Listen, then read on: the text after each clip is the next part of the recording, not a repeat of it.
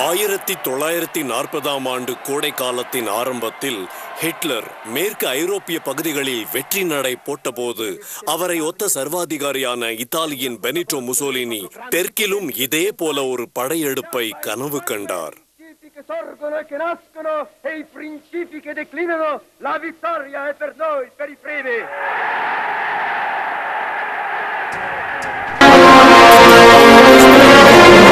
தரைக்கடல் கரையின் வடக்கு பகுதியில் மட்டுமில்லாமல் தெற்கிலிருந்து வட அமெரிக்கா வரை ஒரு புதிய ரோமாபுரியை நிர்மாணிப்பதுதான் அவருடைய கனவு.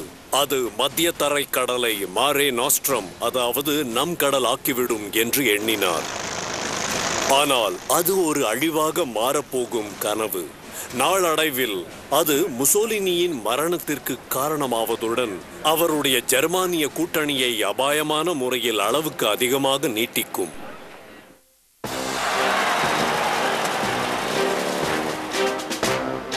போர் ஆரம்பித்த போது லிபியாவும் இன்றைய எத்தியோப்பியாவான அபிசினியாவும் இத்தாலியின் கட்டுப்பாட்டில் இருந்தன. ஆங்கிலேயரின் கட்டுப்பாட்டில் இருந்த எகிப்து மற்றும் சூடானை கைப்பற்றினால் தன்னால் இத்தாலிய கட்டுப்பாட்டில் ஒரு பெரும் பிரதேசத்தை நிர்மாணிக்க முடியும் என்று அவர் கணக்கு போட்டார். அது ஒரு சுலபமான போராக தோன்றியது. அந்த பகுதியில் பிரிட்டனை விட 10 மடங்கு அதிக படைகள் இத்தாலியிடம் இருந்தன.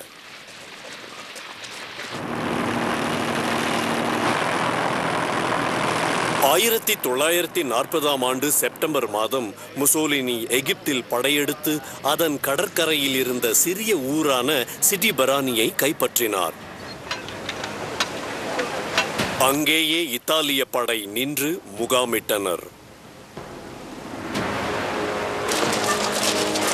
அவர்களை எதிர்க்க தன்னிடம் இருந்த எல்லா படையையும் பிரிட்டன் திரட்டியது. 1940ஆம் ஆண்டு டிசம்பர் 6ஆம் தேதி அந்த படையினர் பாலைவனத்தை கடந்தனர்.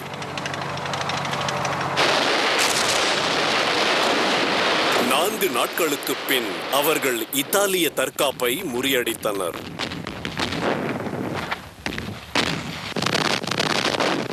கிட்டத்தட்ட 40,000 இத்தாலியர்கள் சிறைபிடிக்கப்பட்டனர்.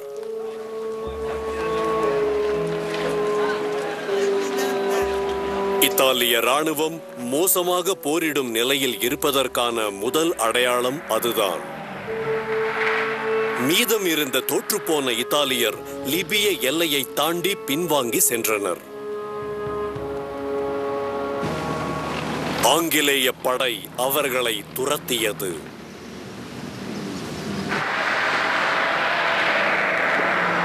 மேற்கத்திய பாலைவன படை என்று அழைக்கப்பட்ட அது ஒரு மாதத்திலேயே லிபியாவை கடந்து சுமார் 1000 கிலோமீட்டர் முன்னேறியது.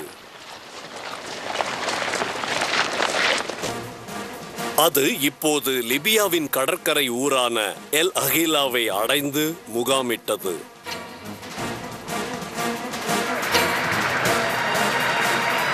இத்தாலியின் லிபிய அரசில் கிட்டத்தட்ட பாதி பகுதி கைப்பற்றப்பட்டது.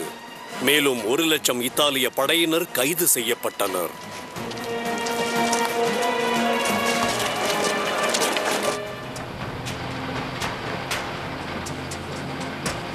அதே சமயத்தில் பிரிட்டனின் தென் படையினர் இத்தாலிய கட்டுப்பாட்டில் இருந்த அபிசினியாவை படையெடுத்தனர்.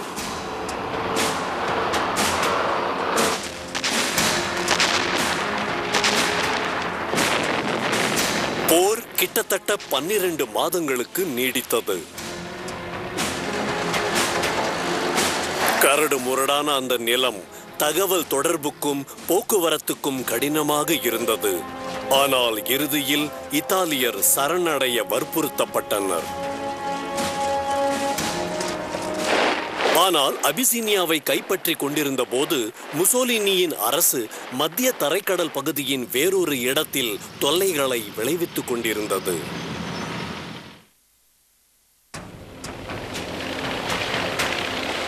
சுமார் 2 ஆண்டுகளுக்கு முன்புதான் 1939ஆம் வருடம் ஏப்ரல் மாதத்தில் தன்னுடைய புதிய ரோமாபுரி திட்டத்தின் ஒரு பாகமாக முசோலினி அல்பேனியாவை ஆக்கிரமித்திருந்தார்.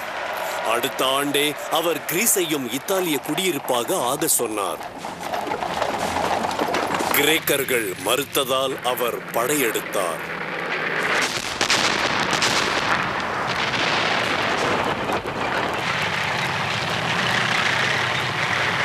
ஆனால் கிரேக்கர்கள் எண்ணிக்கையில் 1:2 என்ற விகிதத்தில் அதிகமாக இருந்ததால் அவர்கள் இத்தாலியரை முன்னேற விடாமல் தடுத்தனர்.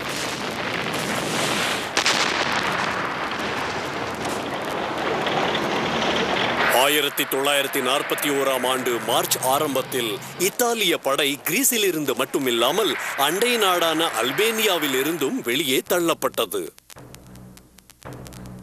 கிரேக்கர்கள் தங்கள் வேலையை முடிக்க பிரிட்டன் உதவும் என்று அதன் பிரதம மந்திரி வின்ஸ்டன் சர்ச்சில் வாக்குறுதி கொடுத்தார். ஆனால் பிரிட்டனின் படைகளுக்கு வேறு இடத்தில் அதிகமான வேலை இருந்தது. அதனால் வட ஆப்பிரிக்காவில் இருந்த ஆங்கிலேய படைகள் லிபிய வேலையை விட்டுவிட்டு மத்திய தரைக்கடலை கடந்து அல்பேனியாவிற்கு கப்பலில் படைகளை அனுப்பும்படி கேட்டுக்கொள்ளப்பட்டனர். இத்தாலிய படையினர் பின்தள்ளப்பட்ட போது முசோலினியின் பால்கன் கனவு தகர்ந்து போனது. இத்தாலியர்கள் பெரும் பிரச்சனையில் இருந்தனர்.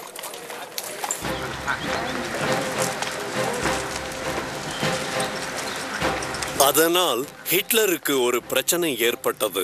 தன் முக்கியமான ஐரோப்பிய நண்பருக்கு உதவ ஐரோப்பாவில் வேறு இடத்தில் இருந்து அவர் படைகளை அனுப்ப வேண்டுமா அல்லது முசோலினியை அவருடைய விதிப்படி விட்டுவிட வேண்டுமா?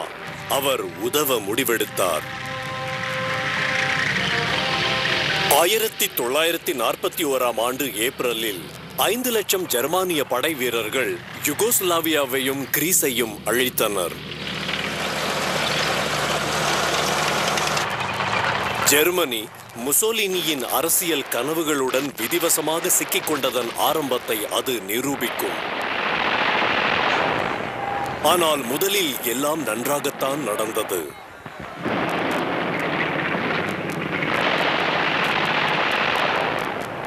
ஆங்கிலேயரின் உதவி இருந்தாலும் கிரேக்கர்களால் ஜெர்மானிய படையை தடுக்க முடியவில்லை. ஏப்ரல் மாத முடிவில் ஆக்சிஸ் படைகள் கிரேக்க தலைநகரான ஏதென்ஸை கைப்பற்றின.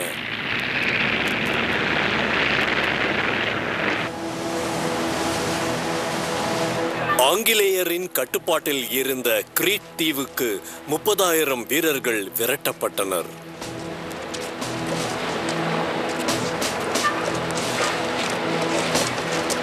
ஹிட்லர் அவர்களை வெளியேற்ற முடிவெடுத்தார்.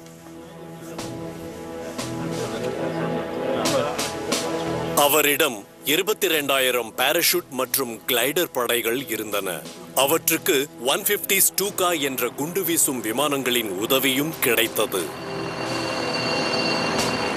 மே மாதம் 20ஆம் தேதி விடிகாலையில் படையினர் தரையிறங்க ஆரம்பித்தனர்.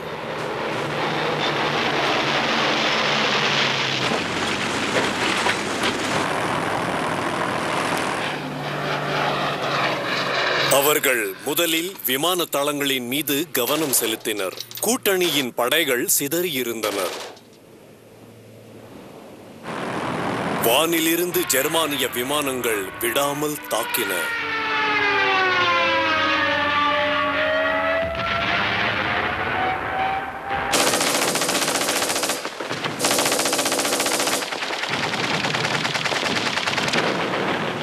ஜெர்மானிய படை விமான தளங்களை விரைவிலேயே கைப்பற்றி புதிய படைகளை கொண்டு வந்து இறக்க ஆரம்பித்தனர்.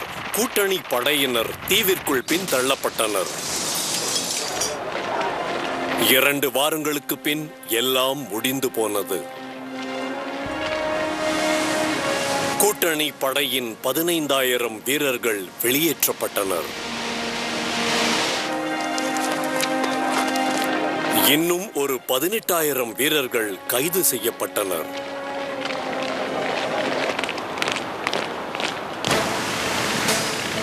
மத்திய தரைக்கடலின் பெரும் பகுதியும் வட ஆப்பிரிக்காவின் முக்கிய சரக்கு வழிகளும் இப்போது ஆக்சிஸ் வல்லரசுகளின் கட்டுப்பாட்டில் இருந்தன.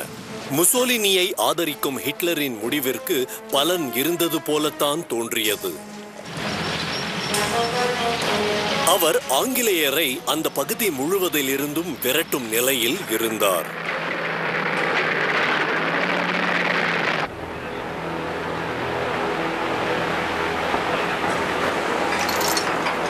1941 பிப்ரவரி மாதம் ஜெர்மனியின் ஒரு இளைய தளபதி லிபியாவின் துறைமுகமான ட்ரிபலிக்கு வந்தார்.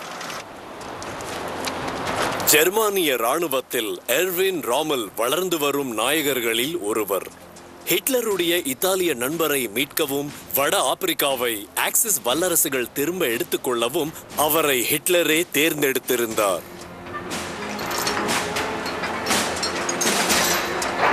அவருடைய ஆப்பிரிக்க படைக்கான முதல் தொகுதி விரைவிலேயே வந்திறங்கியது. சுமார் 16,000 ஆட்களும் 100க்கும் அதிகமான பீரங்கிகளும் ஐரோப்பிய போர் முனையிலிருந்து திசை திருப்பப்பட்டன. கிரீஸ் மற்றும் கிரீட் போர்களால் குறைந்திருந்த ஆங்கிலேய படைகளின் எண்ணிக்கையை விட ஆக்சிஸ் படையினர் அதிகமாக இருந்தனர்.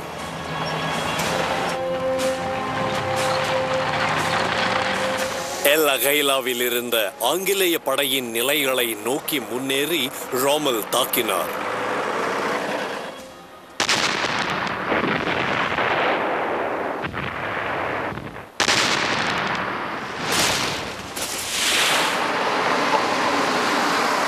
ஆங்கிலேய படை பின்வாங்கியதும் ராமல் அவர்களை துரத்தினார்.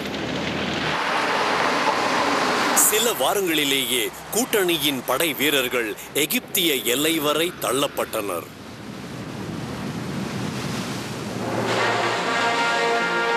ஆனால் பின்வாங்கிய போது ஆஸ்திரேலிய படையின் ஒரு பிரிவு லிபியாவின் துறைமுகமான டொப்ருக்கில் ஜெர்மானியரால் தனிப்படுத்தப்பட்டது. ஆங்கிலேய படை தளபதி சர் ஆர்ச்சிபால்ட் வேவல் அவர்களை விடுவிக்க தொடர்ந்து 2 முறைகள் முயன்றார்.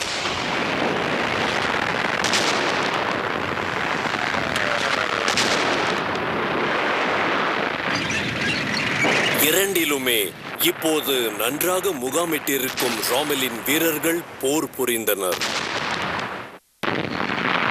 ஜெர்மானியர் ஆங்கிலேயரை பெருமளவு சுட்டு வீழ்த்தினர். அவர்களுடைய 88 மில்லிமீட்டர் விமான எதிர்ப்பு துப்பாக்கிகளை பீரங்கிகளுக்கு எதிராக பயன்படுத்திய போது அவை ஆங்கிலேய பீரங்கிகளை விட அதிக தூரத்திற்கு சுட்டன. மேலும் அங்கே பறந்திருந்த நிலத்தை பயன்படுத்தி அடிக்கடி அவர்களை தாண்டி சென்று ராமல் ஆங்கிலேய படைகளை சூழ்ந்தார். அது அவருக்கே உரித்தான போர் தந்திரமானது. ஆங்கிலேய பத்திரிகைகள் ராமலின் மீது பாதி வெறுப்பையும் பாதி பாராட்டுதலையும் காட்டியபடி அவருக்கு தி டெசர்ட் ஃபாக்ஸ் என்ற செல்ல பெயரை தந்தன. வேவலால் அதை சமாளிக்க முடியவில்லை. அப்போது களைத்து போயிருந்த அவருடைய இடத்தை ஜெனரல் கிளாட் ஆக்கின்லெக் எடுத்துக்கொண்டார். டொப்ருக்கில் இருக்கும் கூட்டணி படையினரை மீட்க முயற்சிக்கும் பணியில் உடனே ஈடுபடும் கட்டாயத்திற்கு ஆக்கின்லெக் ஆளானார். ஆனால் தன்னுடைய படைகளை புதுப்பிக்கும் வரை அதை செய்ய அவர் மறுத்தார்.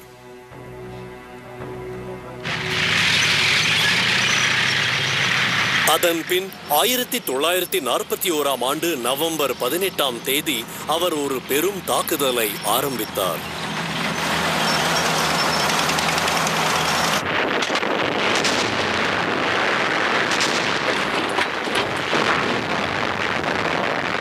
ஆபரேஷன் குரூசேடர் என்று அழைக்கப்பட்ட அது ஒரு நீண்டகால கவச போராக ஆரம்பித்தது.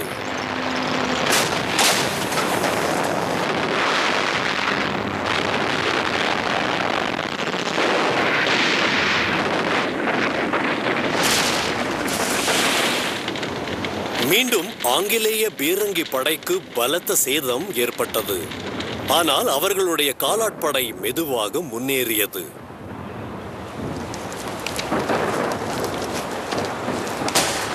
முடிவில் 1 மாத கால குழப்பமான சண்டைக்கு பின் ராமல் பின்வாங்கினார். டொப்ருக் விடுவிக்கப்பட்டது.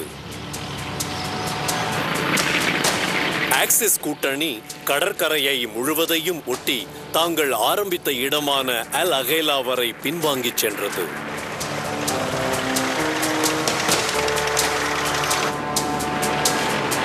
ராமலின் படை தற்காலிகமாவது தளர்ந்து விட்டதாக ஆக்கின்லெக்கின் ராணுவ தலைமை அனுமானித்தது. அதன் படை வீரர்களின் ஆரோக்கியத்தை புதுப்பிக்க கடற்கரையில் இருக்கும் முகாம்களுக்கு அனுப்பப்பட்டனர்.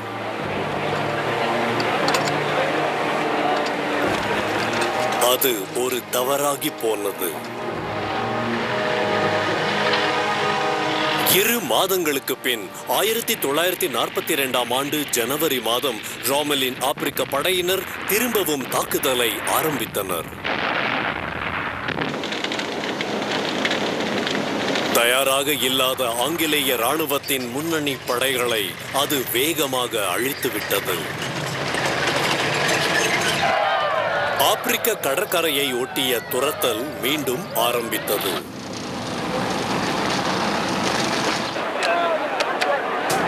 கூட்டணி படை டொப்ருக்கின் மேற்கு பகுதியில் புதிய பாதுகாப்பு அணிவரிசைக்கு சென்றது. இங்கே கசாலா லைன் என்று அழைக்கப்பட்ட பாதுகாப்பு அணிவரிசை தொடர் ஏற்படுத்தப்பட்டது. 1942ஆம் ஆண்டு மே மாத இறுதியில் ராமெல் அதை தாக்கினார்.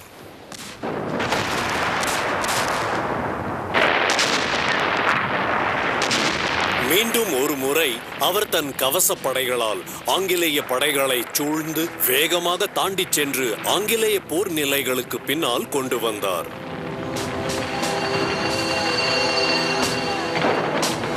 ஆனால் இந்த முறை ஆங்கிலேயர் அதற்கு தயாராக இருந்தனர். அவர்கள் ராமெலை முந்திக்கொள்ள முயன்றனர்.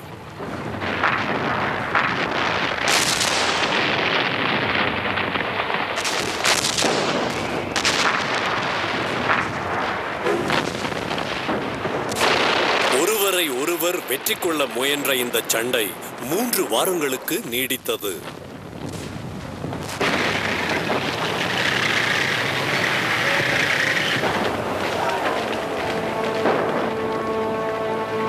முடிவில் ஆங்கிலேய படை பின்வாங்க வேண்டியிருந்தது. 3 நாட்களுக்கு பின் கூட்டணியின் போர் நிலைகளை ஜெர்மானியர் எடுத்துக்கொண்டனர். ராமெல் அதனை தனக்கு சாதகமாக பயன்படுத்திக் கொண்டார். கடைசியில் ஆக்கின்லெக் தன்னுடைய எதிரியை எகிப்திய கிராமமான எல் அலமெனில் நேருக்கு நேர் சந்திக்க வேண்டியதானது. அவருடைய தென்படை பீரங்கிகள் புக முடியாத இடமான கட்டாரா இறக்கத்தில் இருந்தன.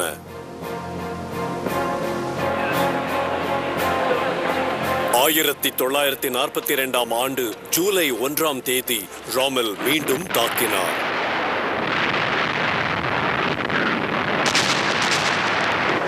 ஆனால் இந்த முறை ஆங்கிலேய படை பதிலடி கொடுத்தது.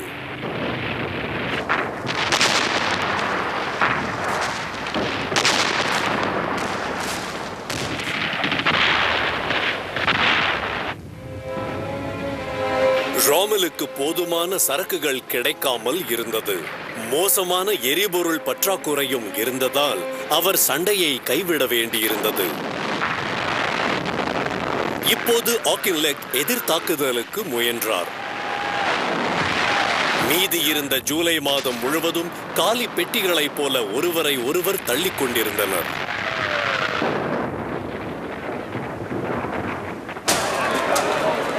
ஆங்கிலேய படை முன்னேறாததால் கோபம் கொண்ட சர்ச்சில் எகிப்திற்கு வந்தார்.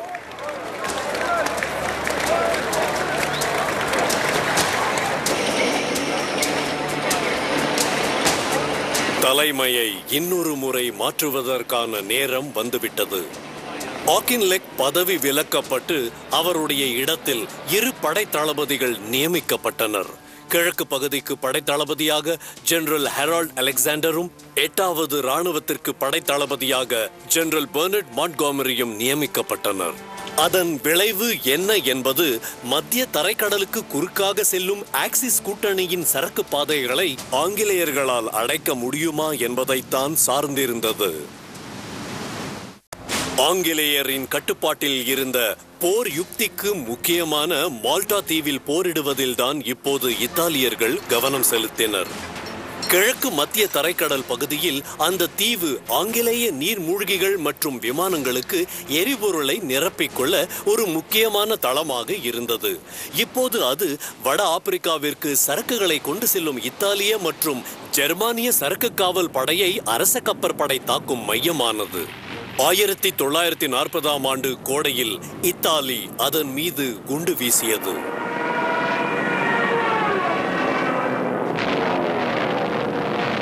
அந்த தாக்குதல்களை தடுக்க அங்கே போர் விமானங்கள் எதுவுமே இல்லை.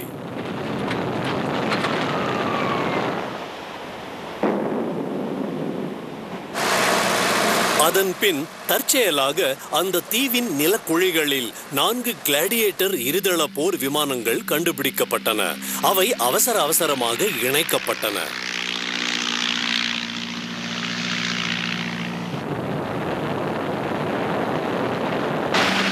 அந்த விமானங்கள் கடுமையான எதிர்ப்பை கொடுத்தன.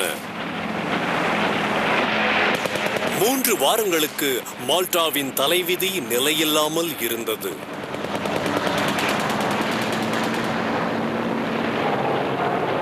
அதன் பின் முடிவில் புதிய ஆங்கிலேய போர் விமானங்கள் வந்து சேர்ந்தன.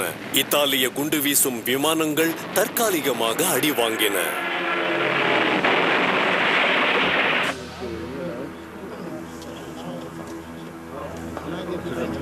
ஆனால் அந்த பகுதியை தங்கள் கட்டுப்பாட்டில் வைத்துக் கொள்ள வேண்டுமானால் வேறு எதையாவது செய்ய வேண்டும் என்று ஆங்கிலேயருக்கு புரிந்தது.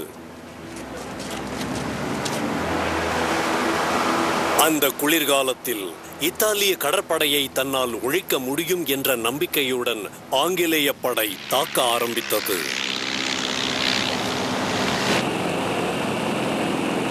நவம்பர் மாதம் 11ஆம் தேதி மாலை 21 ஸ்வர்ட்ஃபிஷ் டார்பீடோ குண்டு வீசும் விமானங்கள் விமானம் தாங்கி கப்பலில் இருந்து புறப்பட்டன.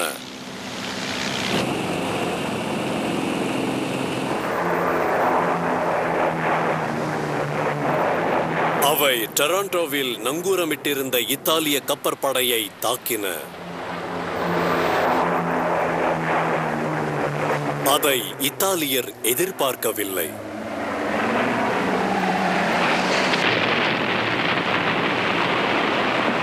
இத்தாலிய போர்க்கப்பல்களில் 3 முடக்கப்பட்டன. 4 மாதங்களுக்கு பின் ஆங்கிலேயர் மீண்டும் தாக்கினர்.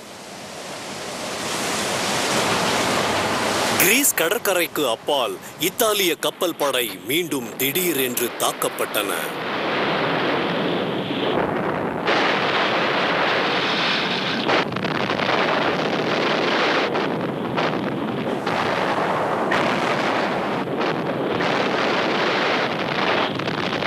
இத்தாலியின் 4வது போர்க்கப்பலும் சேதமடைந்தது.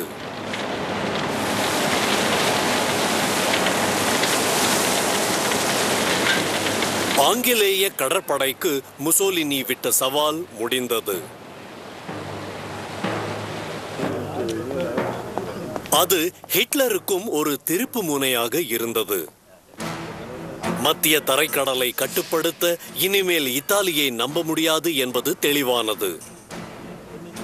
மேலும் அதனால் வட ஆப்பிரிக்காவிற்கு அவருடைய சரக்குகள் வரும் வழியும் துண்டிக்கப்படக்கூடிய அபாயத்தில் இருந்தது. ஜெர்மனி போரில் நேராக இறங்க முடிவு செய்தது.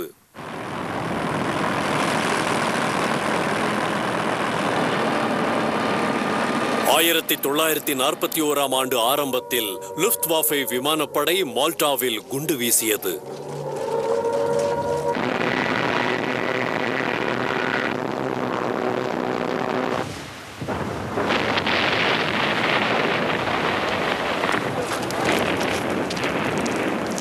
அந்த தீவு மீண்டும் ஒருமுறை மோசமாக தாக்கப்பட்டது. தொடர்ந்து பல மாதங்களுக்கு தாக்குதல்கள் நீடித்தன. இருப்பினும் ஆங்கிலேய பாதுகாப்பு படை விட்டுக் கொடுக்கவில்லை.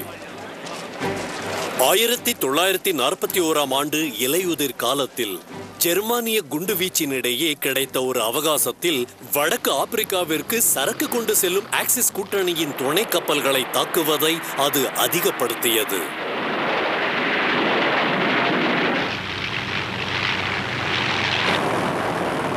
அதன் பின் லுஃப்ட்வாஃபே தாக்குதலை மீண்டும் தொடங்கியது.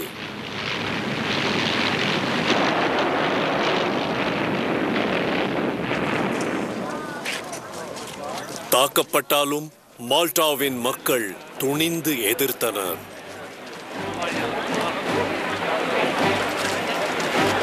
4 மாத கால ஆக்சிஸின் மோசமான குண்டு வீச்சுகளின் போது அவர்கள் காட்டிய வீரத்திற்கு அடுத்த வசந்த காலத்தில் 1942ஆம் ஆண்டு ஏப்ரல் மாதம் தனிப்பட்ட கௌரவத்தை பெற்றனர்.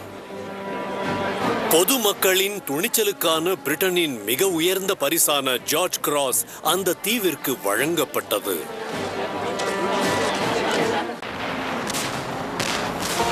ஜூன் மாத நடுவில் ஆங்கிலேய கடற்படை எகிப்தை விடுவிக்க ஜிப்ரால்டரில் இருந்தும் எகிப்திலிருந்தும் துணை கப்பல்களை அனுப்பியது. ஆனால் ஜெர்மானியர் காத்திருந்தனர். 17 கப்பல்களில் 2 மட்டுமே கடந்து போக முடிந்தது. தீவில் நிலைமை மோசமானது. இப்போது தெளிவான முடிவுகளை எடுக்க வேண்டிய நேரம் வந்தது.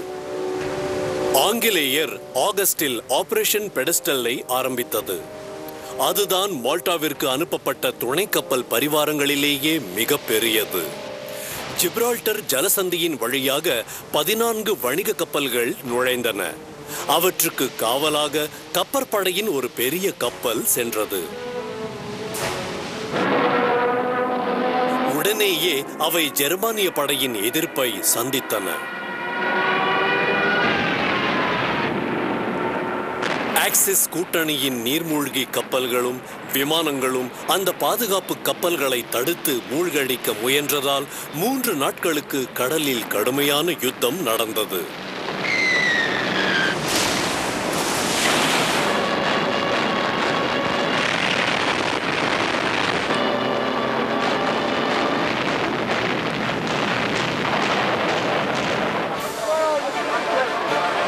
முடிவில் 4வது நாளன்று ஆங்கிலேய வணிக கப்பல்களில் 5 துறைமுகத்தை அடைந்தன.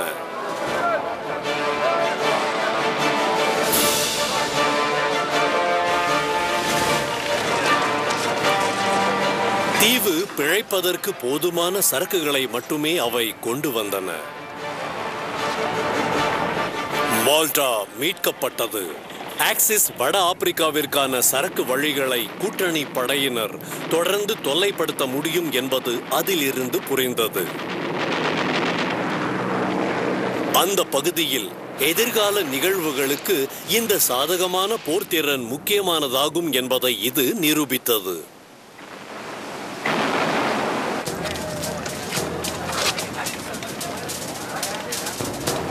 வட ஆப்பிரிக்காவில் ஜெனரல்கள் அலெக்சாண்டர் மற்றும் மான்ட்காமெரிக்கு சர்ச்சில் கொடுத்த கட்டளை எளிமையானது. ஃபீல்டு மார்ஷல் ராமலின் கட்டுப்பாட்டில் உள்ள இராணுவத்தை அழியுங்கள் என்பதுதான் அது. ராமல் தாக்க தயாராக இருக்கும் ஜெர்மனியின் எனிக்மா குறியை நீக்கிவிட்டதாக உடனே அந்த குழு அவர்களுக்கு அறிவித்தது.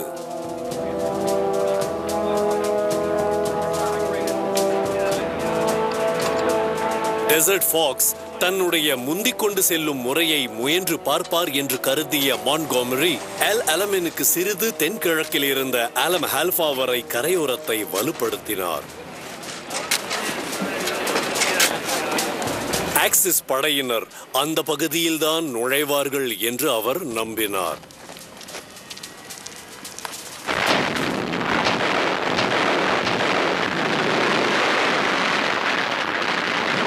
அவர்கள் வந்ததும் போர் 3 நாட்களுக்கு நீடித்தது.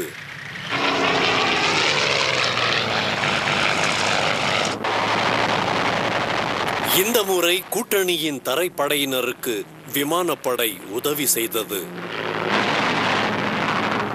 முன்னேறி வந்த ஜெர்மானிய பீரங்கிகளை RAF கடுமையாக தாக்கியது. மீண்டும் ராமல் போரை கைவிட வேண்டியிருந்தது. மேலும் எரிபொருள் பற்றாக்குறையால் அவர் பின்வாங்கினார்.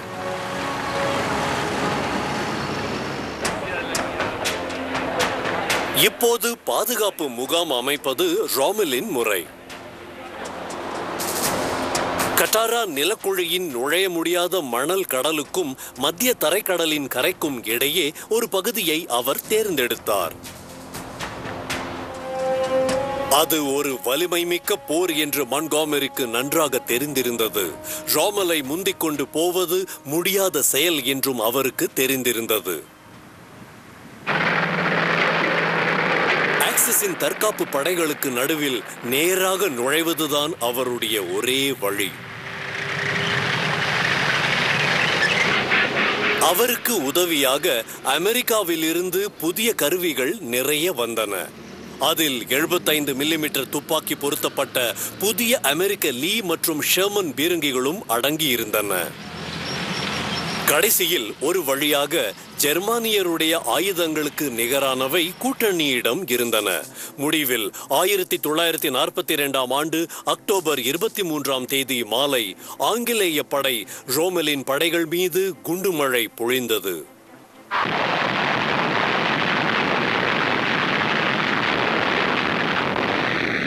எல் அலமைன் போர் துவங்கிவிட்டது.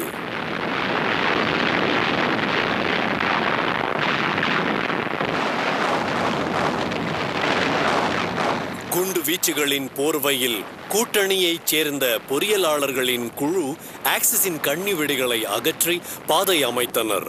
கூட்டணியின் விமான சக்தி ஆக்சிஸ் படைகளை வதைத்தது.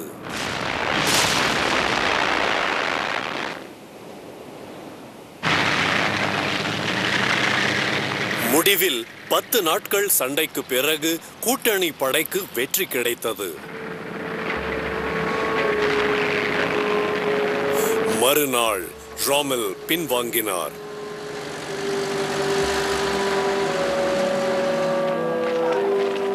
இதுதான் மேற்கத்திய கூட்டணியிடம் ஜெர்மனி சந்தித்த பெரும் தோல்விகளில் முதன்மையானது. சர்ச்சில் வெற்றி பெருமிதத்தில் இருந்தார். இப்போது இதோடு எல்லாம் முடிந்துவிடவில்லை. இது முடிவோட ஆரம்பம் கூட இல்லை. ஆனால் ஒருவேளை இது ஆரம்பத்தின் முடிவாக இருக்கலாம்.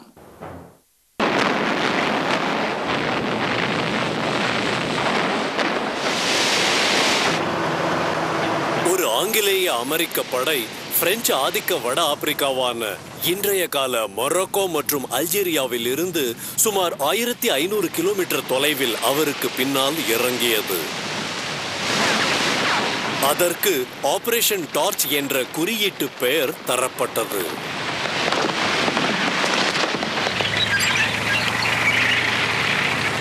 கூட்டணியின் முதல் ராணுவம் டுனிசியாவை நோக்கி கிழக்கு திசையில் நகர்ந்தது.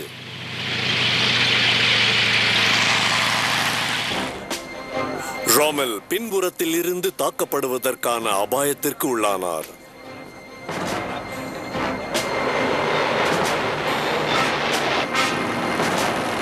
அடுத்த சில நாட்களில் ரோமெலை காப்பாற்றவும் வட ஆப்பிரிக்காவில் ஜெர்மனியின் நிலையை வலுப்படுத்தவும் ஜெர்மனி பல்லாயிரக்கணக்கான படையினரை ஐரோப்பாவில் இருந்து கொண்டு வந்தது. முடிவில் 1943ஆம் ஆண்டு பிப்ரவரி மாத இறுதியில் வலுப்பெற்ற ரோமெல் டுனிசியாவின் உள்ளே நூற்றுக்கணக்கான கிலோமீட்டர்களுக்கு புதிய தற்காப்பு படையை அணிவகுத்து மான்ட்கோமரியின் முன்னேறி வரும் படையை தாக்கினார். ஆனால் எனிக்மா குறியீடு தகர்ப்பவர்களால் மான்ட்கோமரி ஏற்கனவே எச்சரிக்கப்பட்டிருந்தார். ஜெர்மானிய பீரங்கிகள் முன்னேறி வந்தபோது அவருடைய படையினர் தயாராக இருந்தனர்.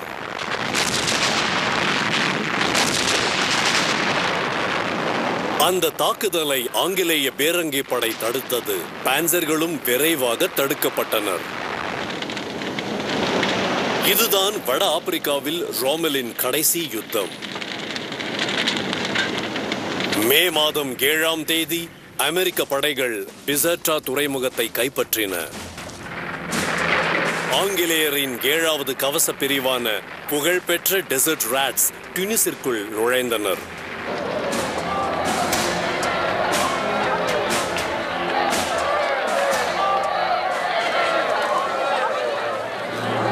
கூட்டணியின் வியூகங்கள் இருக்கின. அதில் ஆக்சிஸ் படைகள் சிக்கிக் கொண்டன. 5 நாட்களுக்கு பின் 2.5 லட்சம் ஜெர்மானிய மற்றும் இத்தாலிய படை வீரர்கள் சரணடைந்தனர். 1943ஆம் ஆண்டு ஜனவரி மாதம் காசாபிளாங்கா என்ற மொரோக்கோ நகரில் நடந்த ஆலோசனை கூட்டத்தில் ஜெர்மானிய ஆதிக்கத்தில் உள்ள ஐரோப்பாவில் ஒரு புதிய முன்னணியை துவக்க சர்ச்சிலும் ரூஸ்வெல்ட்டும் சம்மதித்தனர். இத்தாலிதான் இலக்கு என்பது தெளிவானது. வட ஆப்பிரிக்க தோல்விகளால் மிகவும் பலவீனமடைந்த அதை எப்போது படையெடுக்க ஆரம்பிப்பது என்பதுதான் ஒரே கேள்வியாக இருந்தது. அந்த பாதை சர்டீனியா வழியாகவா அல்லது சிசிலி வழியாகவா? கூட்டணியின் உயர் தலைமை சிசிலி வழியை தேர்ந்தெடுத்தது. ஆனால் ஜெர்மானியருக்கு தெரியாமல் இருக்க அவர்கள் ஒரு ஏமாற்றுதலுக்கு ஏற்பாடு செய்தனர்.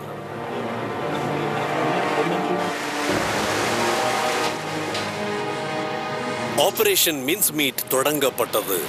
போலி ஆவணங்களுடன் ஒரு சடலம் ஸ்பெயினின் கடற்கரைக்கு அருகில் போடப்பட்டது. 1943ஆம் ஆண்டு மே மாதம் அது கரையொதுங்கி அதிலிருந்த ஆவணங்கள் ஜெர்மானியரின் கையில் கிடைத்தன. அதில் கூட்டணி படை சிசிலியை தாக்குவதை போல் நடித்தாலும் உண்மையில் அவர்களுடைய உண்மையான இலக்கு சர்டீனியா என்று இருந்தது.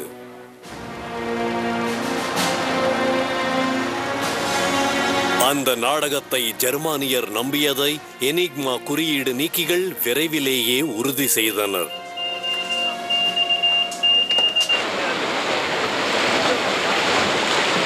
ஆறு வாரங்களுக்கு பின் மான்ட்கோமரியின் தலைமையில் ஆங்கிலேய 8வது இராணுவம் சிசிலியின் தென்கிழக்கு மூலையில் இறங்கியது. இன்னும் மேற்கில் அமெரிக்காவின் 7வது படையினர் கேலா வளைகுடாவில் வந்திறங்கினர்.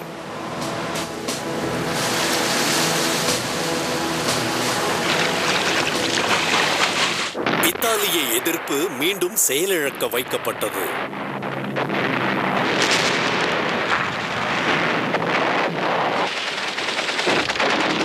இத்தாலிய மக்களுக்கு சிசிலியின் படையெடுப்பு இறுதியான தலைகுனிவாக இருந்தது.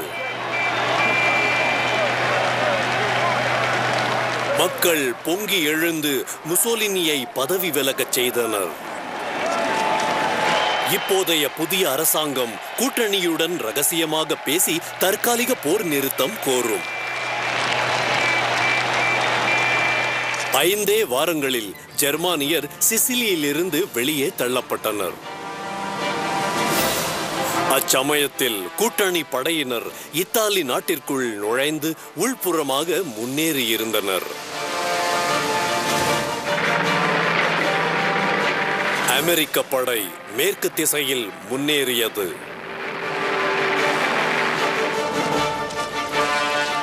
ஆங்கிலேய படை கிழக்கு திசையில் முன்னேறியது. வழி முழுவதும் ஜெர்மானியர் மிகவும் கடுமையாக போரிட்டனர்.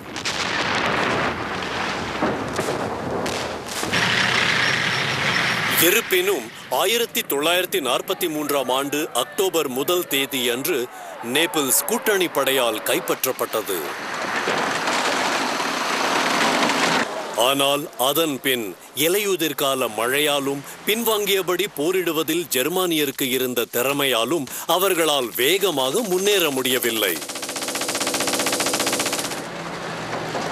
நவம்பர் மாத இறுதிக்கு முன் கூட்டணி படைகளால் குஸ்டாஃப் லைனை அடைய முடியவில்லை. அங்கேதான் இத்தாலியின் குறுக்கில் ஜெர்மானியரின் தற்காப்பு படைகளின் முதல் தொடர் வரிசைகள் இருந்தன. ஆங்கிலேய படையால் கிழக்கு முனை பகுதியில் அந்த கோட்டை தகர்த்து நுழைய முடிந்தது. ஆனால் குளிர்காலம் ஆரம்பித்திருந்தது. மோசமான வானிலையும் முன்னேற விடாமல் தடுத்தது. இருந்த போதிலும் மேற்கில் அமெரிக்க படை கடலில் இறங்கி ஜெர்மானியின் தற்காப்பை முறியடிக்க முயன்றது.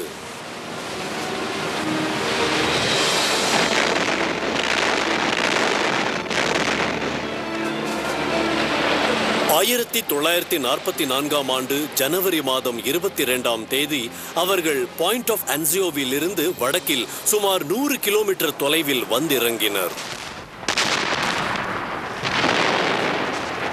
ஆனால் இங்கே கடுமையான போரின் இடையேயும் அவர்கள் முன்னேறி ஜெர்மானியரை மீண்டும் கடலுக்குள் விரட்டினர்.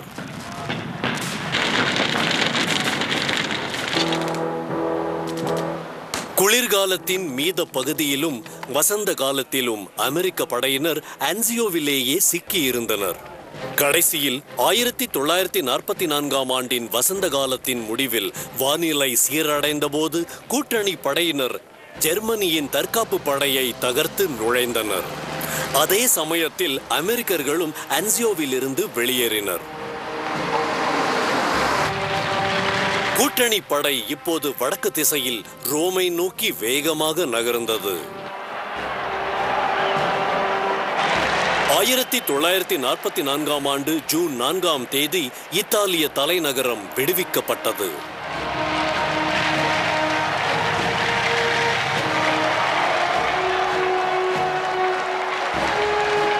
ஹிட்லருக்கு இது இன்னொரு பேரடியாக இருந்தது. அச்சமயத்தில் அவர் இத்தாலியில் ஒரு சிறிய பகுதியைத்தான் தன் கைவசம் வைத்திருந்தார். கூட்டணி படை தொடர்ந்து வடக்கில் முன்னேறியது.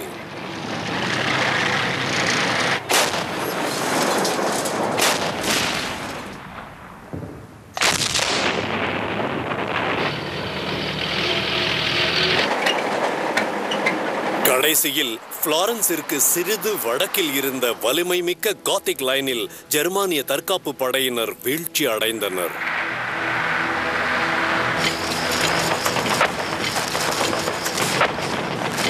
எங்கும் மோசமான வானிலை கூட்டணி முன்னேறுவதை மீண்டும் தடுத்து நிறுத்தியது.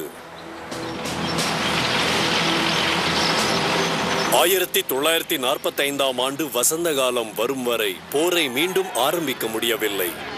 முடிவில் இத்தாலி வெல்லப்பட்டது.